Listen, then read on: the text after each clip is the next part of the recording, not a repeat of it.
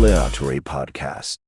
I want you to close your eyes for a moment. Just imagine a world where death is not a final resting state. Right, which goes against basically everything we naturally assume. Exactly. I mean, across almost every human culture, across every era of civilization, we hold on to this innate, comforting assumption.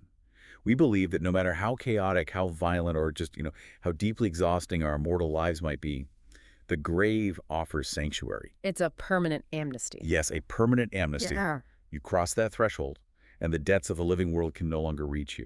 But I want you to imagine a reality where that amnesty is abruptly revoked. Oh, wow. A reality where the stillness of death is merely a temporary pause. Like a brief intermission before you are violently drafted back into the bitter, vicious political struggles of the living. That is a terrifying thought. It really is. Yeah. Imagine being dragged from the dark earth, utterly defenseless. Imagine being forced to play a role in a theatrical nightmare orchestrated by the very people who hated you most in life. It's almost unspeakable, really. There is a profound, almost unspeakable horror in that concept, isn't there? The absolute vulnerability of the dead. When we look at the literary analysis of early medieval poetry, particularly Old English texts, there's this recurring haunting motif. Oh, right, where the dead are speaking. Yeah. Corpses are frequently given voices. They speak from the grave to impart moral lessons, to warn the living, to share the profound, cold wisdom of the ultimate threshold. It's a respectful tradition, though. Macabre, but respectful. Completely respectful. We listen to the dead because they possess a clarity we lack. But I want you to consider the terrifying inverse of that tradition. What happens when the living forcibly put words into the mouths of the deceased? Yeah, when they don't get to speak their own truth. Exactly. What happens when a corpse is not permitted to speak its own truth, but is instead used as a grotesque ventriloquist dummy to legitimize the tyranny of the present? Today, we are looking at a manipulation of the afterlife so perverse, so deeply unnatural, that it challenges our fundamental understanding of humanity, power, and, well, the sanctity of history itself. Welcome to the episode. Together, we turn knowledge into real results. To truly understand how humanity could cross that line, we have to travel back to a very specific, very dark corridor of human history. We are stepping into 10th century Rome. It's such an intense period. Technically, the year is 897 AD, sitting right on the precipice of the 10th century, and the atmosphere in the city is entirely suffocating. I mean, we're standing in the wreckage of a collapsed world. You hear historians talk about the disintegration of the Carolingian political order, but we need to really feel what that means for the people living through it. That context is everything. Because when we say the Carolingian order collapsed, we are talking about the empire built by Charlemagne. Right. For generations, that empire provided a massive, overarching architecture of unity and structure to Western Europe. It meant there were functional courts, there were roads, there was a military apparatus that kept regional warlords somewhat in check. It was civilization. Yeah, but by the late 800s, that central pillar has completely shattered. The bloodline has fractured. And in that kind of power vacuum, you don't just get mild political instability, you get a terrifying, rapid descent into political extremism. So what does that actually look like on the streets of Rome? Yeah. The papacy today is something we conceptualize as this rock-solid, eternal, almost serene institution. Very peaceful, very structured. Right. But in 897 AD, the Pope is essentially the mayor of a crumbling, violent metropolis. The papacy was precariously balanced on shifting sands of allegiances. They were surrounded by warring noble families who, honestly, operated more like organized crime syndicates than aristocrats. It was a gangland. You have factions behaving with a level of taboo-breaking desperation that only emerges when survival itself is on the line. Take it. When the central authority vanishes, the local warlords rush in to seize the ultimate prize, which in Rome was the chair of St. Peter. The Pope held immense secular power, land, and wealth. It was a massive target. Huge. You have families like the Spiletans, this ruthless aristocratic faction from central Italy, vying for total dominance. It is a true end-of-times mentality. The rules of civilization are literally being rewritten daily in blood. And that desperation, that sheer terror of losing control, leads us directly through the heavy, ornate doors of the Lateran Basilica.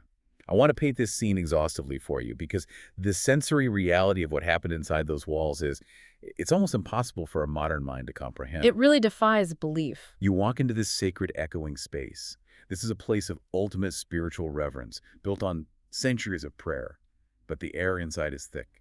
It is choked with an unimaginable volume of burning incense, They were trying to hide the smell. desperately trying. The priests are burning frankincense and myrrh in these massive censers, but the sweet smoke is failing completely to mask a cloying, nauseating stench, the smell of human decay. Because sitting at the front of the basilica, propped up on a papal throne, is a corpse. Yes, This is Pope Formosus, or, well, more accurately, what remains of him. he has been dead for 9 months. 9 months buried in the damp Roman earth. He was exhumed by the current pontiff, Pope Stephen VI, who was backed entirely by that ruthless Spolten faction we mentioned. And Stephen hasn't just brought a body into the room. No, it's so much worse than that. He has ordered this decaying, fragile skeleton to be dressed in the full, opulent, incredibly heavy vestments of the papacy. The golden robes, the pallium draped over his hollow shoulders, the ceremonial mitre resting on a skull. Just horrifying. And there, in the flickering, erratic candlelight of the basilica, this corpse is subjected to a full, formal, incredibly aggressive cross-examination. The visual impact of this scene is meant to be a psychological weapon. Think of Jean-Paul Lauren's famous 19th century painting of this exact event. Oh, the painting commonly known as the Cadaver Synod. Yes. Lawrence captures the sheer theatrical bravado of it so perfectly. He paints the dead pope slumped sideways, his hollow eye sockets staring out into the cavernous church, while Stephen VI points an accusing finger from his own elevated throne. He's practically vibrating with rage, right? Yeah. Exactly. The living pope is shouting at a pile of bones. The absurdity of it is genuinely staggering. You have court officials, grown men, highly educated clerics, screaming legal objections at a silent, rotting skeleton. They actually appointed an 18-year-old deacon to stand behind the corpse and speak on its behalf. Imagine being that teenager. I can't even fathom it. You are terrified, trembling, essentially forced to plead the case for a man who has been dead for the better part of a year, while the most powerful men in Italy scream at you. It's madness, pure madness. You have to ask yourself, standing in that room, smelling that smell, listening to the echoing shouts, what kind of madness has overtaken the highest spiritual court on earth? Like, why go through this elaborate, horrifying pantomime? If Stephen VI hated Formosus so much, why not just smear his legacy in writing? That is the pivotal question we have to answer. As someone looking at the long arc of history, you have to stop and demand an explanation here. Why would Pope Stephen VI go to such unimaginably grotesque lengths? It doesn't make any sense on the surface. It doesn't. This is not a standard political assassination. It is not a whispering campaign or a forged document. Dragging a 9-month-old corpse out of the ground, dressing it up in gold, and yelling at it in a basilica, it is a massive risk. It risks alienating the entire populace. Exactly. It risks mass revolt. It makes a mockery of the church on an international level. What are the hidden implications here? What is the actual underlying mechanic that makes this horrific theatrical display strictly necessary in Stephen's mind? I am genuinely struggling to see the logic. It feels like the actions of a man who has completely lost his grip on reality. Was there a legal reason he had to physically bring the body into the room? There was, actually, and it is rooted in the complex theological and legal roadblocks of the era. To understand Stephen's bizarre behavior, we have to look at a foundational piece of canon law known as the Samasian Doctrines. Okay, the Samasian Doctrines. Yeah, these were established centuries earlier, in the early 500s, by Pope Symmachus. The doctrines created an absolute, impenetrable legal shield around the papacy. They explicitly stated that it was impossible for any bishop, any abbot, any king, or any secular community to judge a pope. So no earthly power could touch him. None. The pontiff was considered above all mortal disciples. The only judge of a sitting pope was God himself. So it is a doctrine of absolute immunity, a perfect legal barricade. If a pope is corrupt, or if a new pope like Stephen VI wants to legally invalidate the decrees of a previous pope like Formosus, they are totally paralyzed by the law. Right? The living cannot judge a living pope, and the living certainly cannot judge a dead one, because his actions were considered ordained by God. You are seeing the trap Stephen VI was in. Formosus had been a highly active pope. He ordained bishops, he made massive political alliances, he granted territories. He was a major political player. Very major. Specifically, Formosus had crowned a rival emperor directly angering the Spolitan faction that Stephen now represented.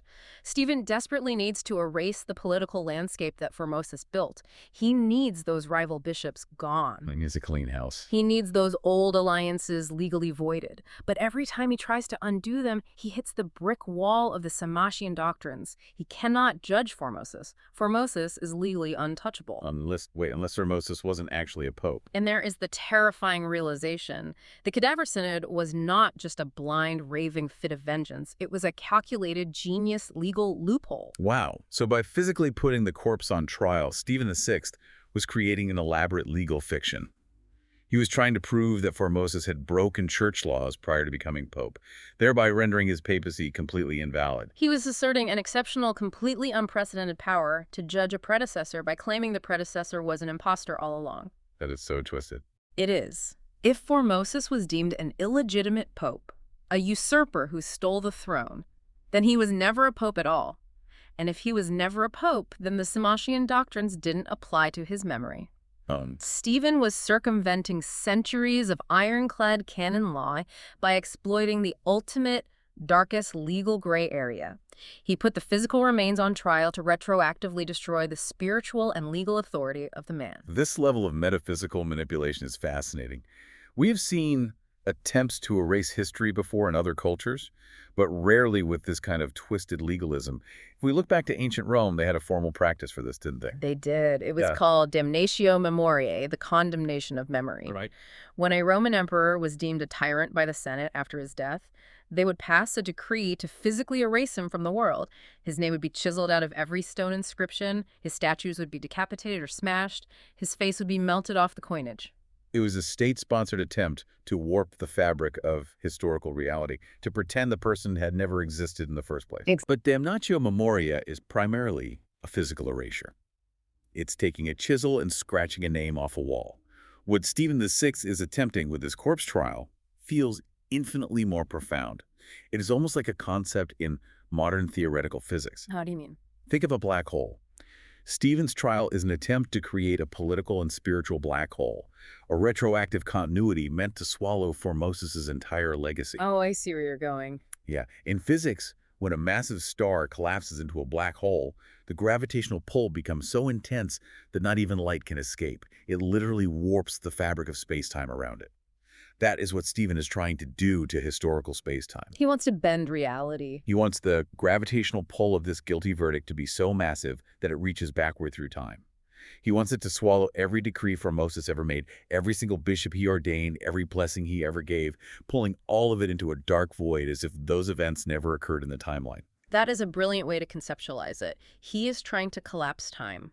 And if we look at this through the lens of human psychology, the implications of a leader trying to warp reality to that extreme are staggering. It says a lot about his state of mind. Oh, absolutely. When we examine Stephen's behavior through the framework of psychobiography and concepts of transference, a very clear, very disturbing picture of the man emerges.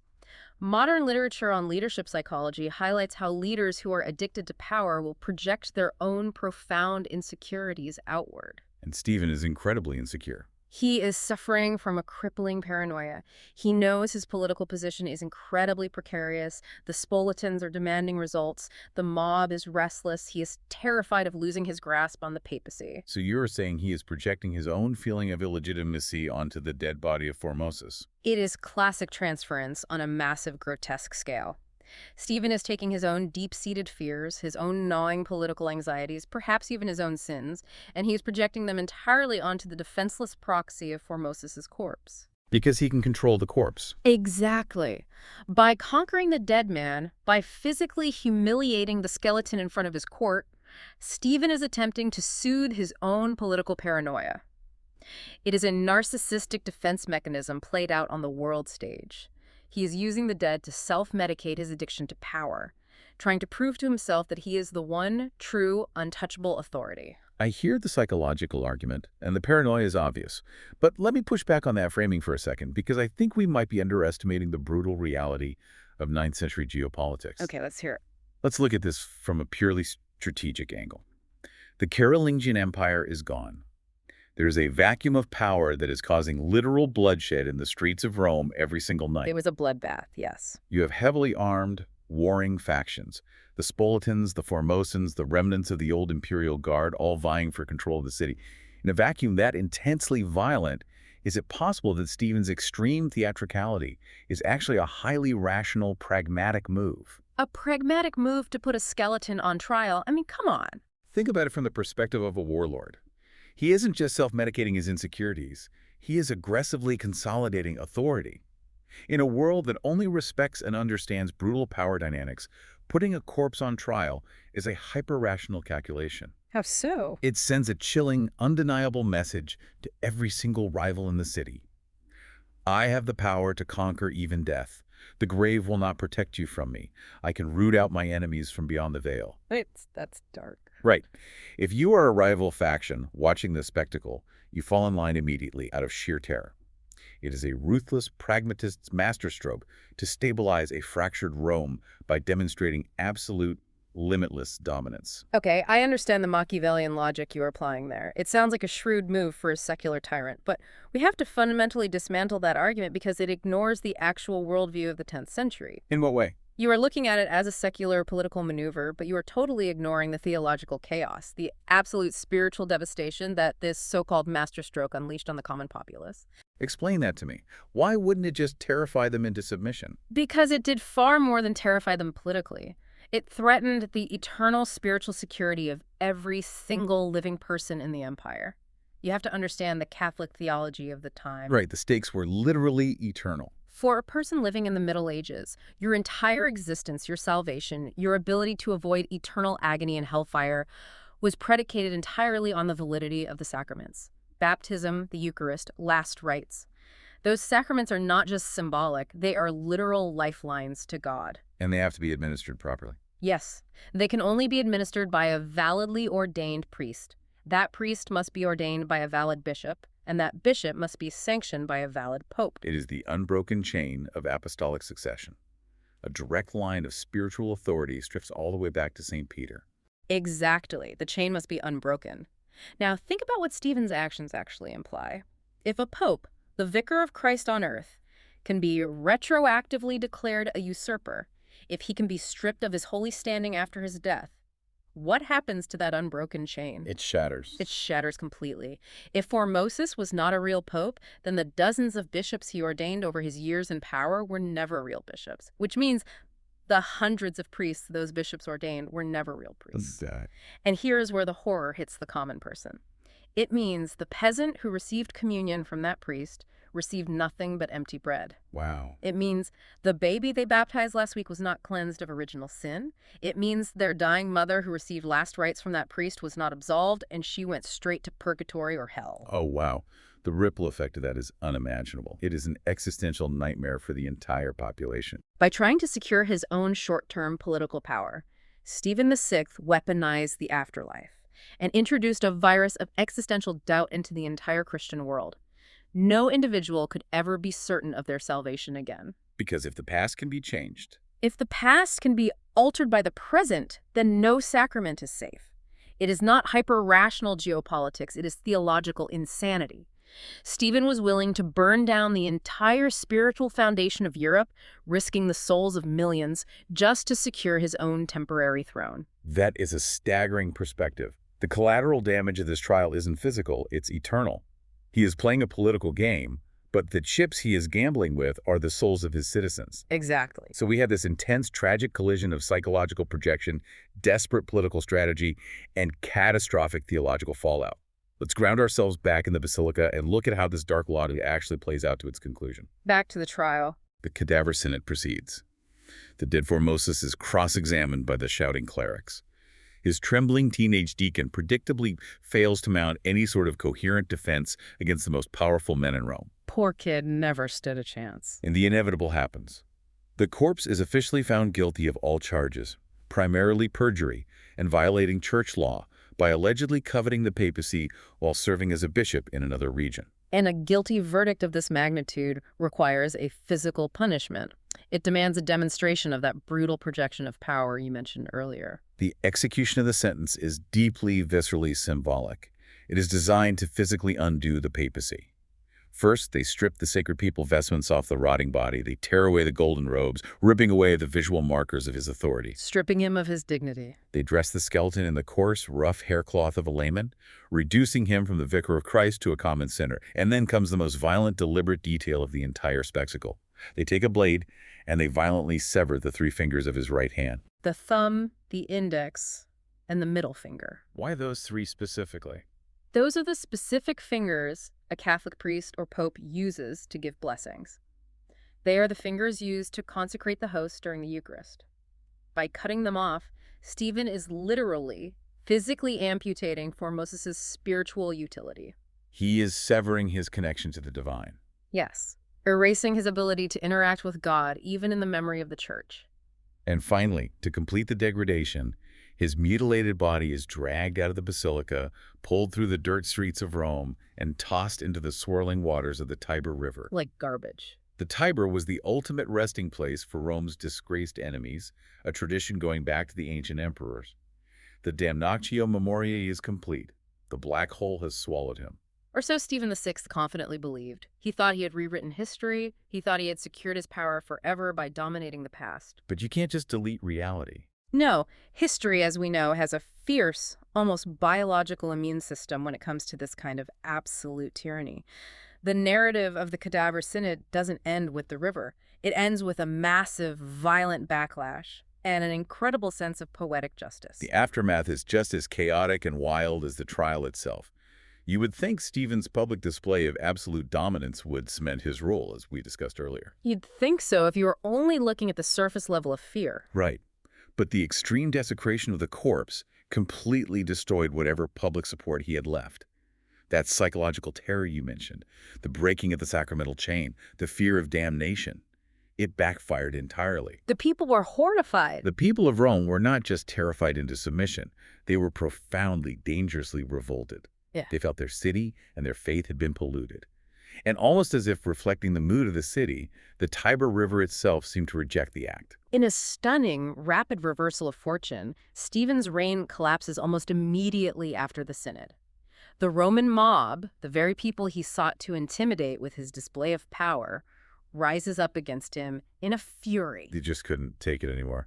No, they break into the Lateran Palace. They seize Pope Stephen VI, the man who thought he could control time and death. They strip him of his own papal insignia, and they throw him into a dark, damp prison cell. And there, in the gloom, he is strangled to death by his captors. Wow. The orchestrator of the corpse trial becomes a corpse himself, discarded in the dark just a few months after his great triumph.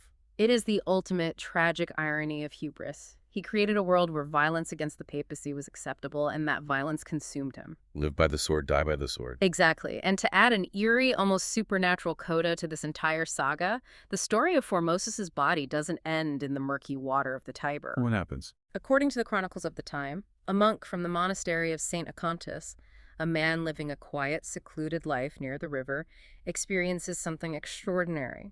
He receives a vision. He claims he is warned in a dream by the ghost of Formosus himself. No way. The apparition tells the monk that his body will soon wash up on the shores of the river. A message from the grave. The monk wakes up, goes down to the riverbank, and miraculously the mutilated remains of the Pope are there, washed ashore and entangled in the reeds. The river gave him back. The monk recovers the broken body. He cleans it, and he gives Formosus a quiet, respectful, secret burial. In the end, despite all the power of the papacy and the violence of the state, Formosus finally receives the sanctuary, the amnesty of the grave that Stephen had tried so desperately to deny him. So what does this all mean for us? When we step back from the macabre details and look at this entire sweeping, horrific narrative, we have to connect all these historical and psychological threads into one grand unifying theory. Because it's not just a ghost story. Right, because this isn't just a bizarre piece of trivia from the Middle Ages to share at a dinner party. This is a profound, enduring lesson on the mechanics of power, the limits of human hubris, and the danger of manipulating reality. The key takeaway, the inescapable truth that echoes out of the echoing halls of the Cadaver Synod is this. The ultimate expression of tyranny is the attempt to control not just the future, but the past. That is so true. When leaders become so consumed by their own survival, so addicted to their own power that they attempt to retroactively rewrite reality to suit their needs, they cross a fatal threshold. Yes.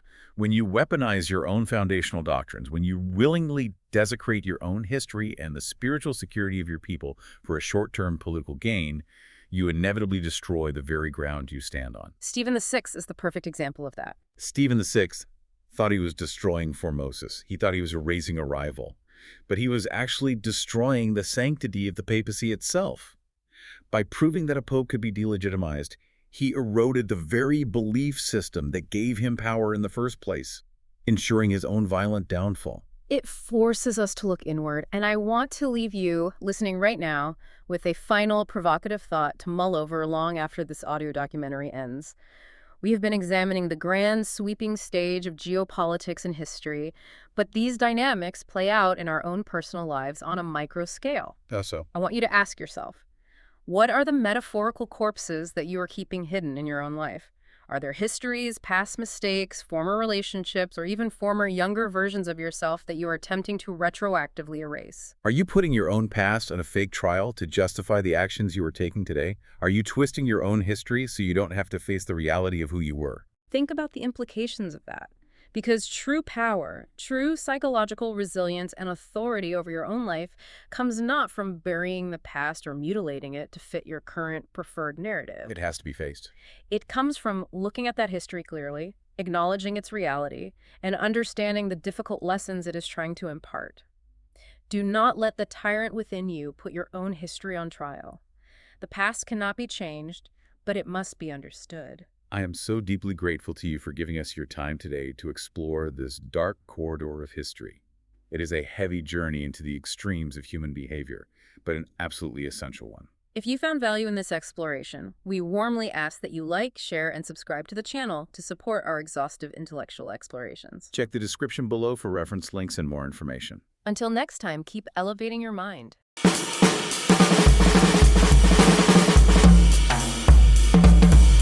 ALEATORY podcast.